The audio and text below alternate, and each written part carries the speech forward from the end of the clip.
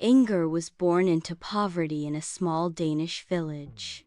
Her mother worked tirelessly as a washerwoman, scrubbing clothes for wealthier families just to put food on their meager table. From an early age, Inger stood out because of her striking beauty. Her golden hair shimmered like sunlight, her eyes sparkled with mischief, and her delicate features made her the envy of every girl in the village. But while her face was lovely, her heart grew cold over time. She despised her humble surroundings and resented having to wear patched-up dresses or eat simple bread and porridge. As she grew older, her vanity bloomed alongside her disdain for those less fortunate than herself.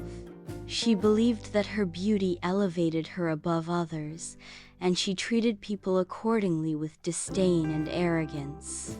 When Inger turned 13, her mother sent her to work as a maid at a grand estate several miles away. The mistress of the house took pity on the poor girl and hoped that hard work might teach her humility. But instead of learning gratitude, Inger only became prouder. The servants whispered behind her back about how she strutted around the mansion as though she owned it, refusing to perform menial tasks and demanding better treatment than the other maids. Despite her haughty demeanor, no one could deny that Inger excelled at her duties when she chose to do them.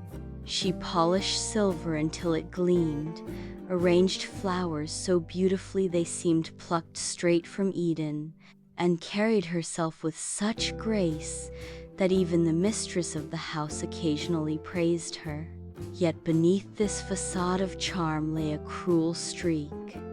Inger mocked the clumsier servants, teased the youngest kitchen boys, and sneered whenever anyone tried to befriend her. Her pride had hardened into cruelty, and her heart remained closed to kindness.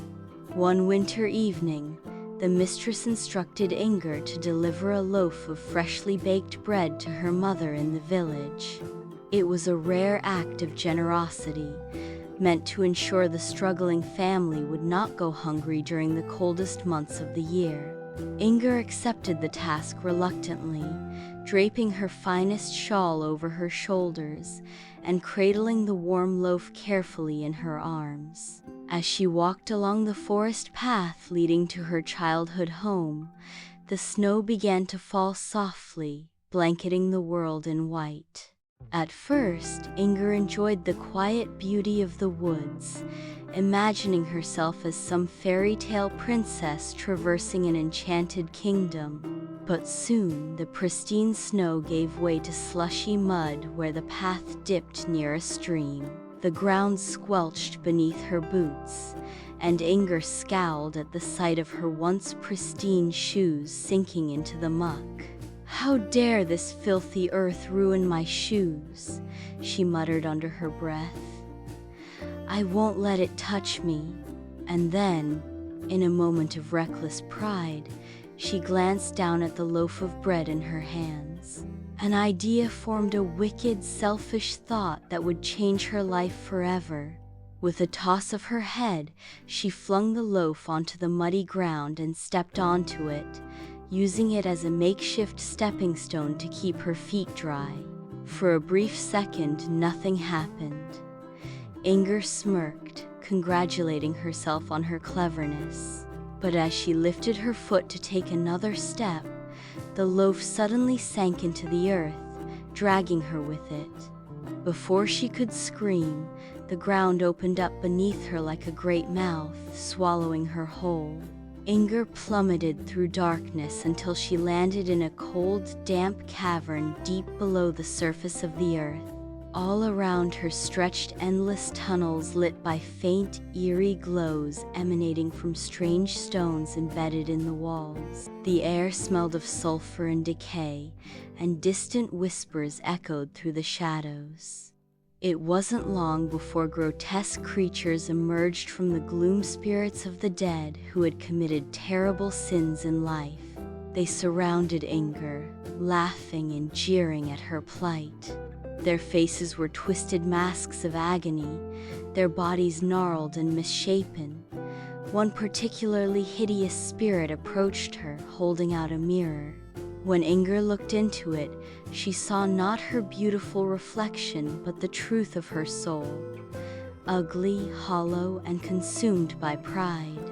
"You have trodden upon what should nourish the hungry," the spirit hissed. "Now you will remain here, cursed to suffer until your heart learns repentance." From that day forward, Inger endured unimaginable torment.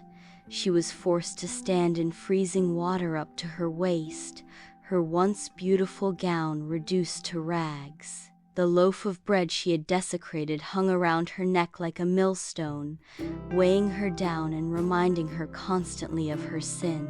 Worst of all, she heard voices from above, the laughter of children, the songs of birds, the warmth of human connectional things she had taken for granted and now could never experience again. Years passed in this eternal night. Inger's initial defiance gave way to despair, and eventually despair turned to regret. She wept bitterly, cursing her own vanity and selfishness. Yet even as she cried, she knew her tears were insufficient. True repentance required more than sorrow, it demanded change. Decades later, news of Inger's disappearance reached the ears of a kind-hearted clergyman. He preached a sermon about her tragic fate, urging his congregation to pray for her soul.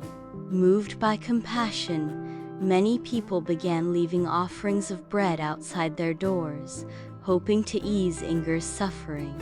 These acts of kindness reached Inger in her underground prison, filling her heart with hope for the first time in years. Slowly, she began to understand the gravity of her actions. Not only had she disrespected the gift of bread, but she had also rejected the love and generosity of those who cared for her. Her transformation began in earnest as she vowed to make amends if ever given the chance. Finally, after centuries of penance, or perhaps mere decades depending on the version, Inger's sincere repentance earned her release. Instead of returning to her human form, however, she was transformed into a bird sparrow, frail yet free. Though unable to speak, she could still show gratitude by scattering crumbs of bread wherever she flew. These crumbs fed starving animals, lonely travelers, and forgotten souls, spreading goodness in a way Inger never had in her previous life. Over time, the little bird grew lighter and brighter, her feathers shining with a golden hue. Some say she continued her mission of mercy until the end of her days, while others believe she ascended to heaven, forgiven and redeemed.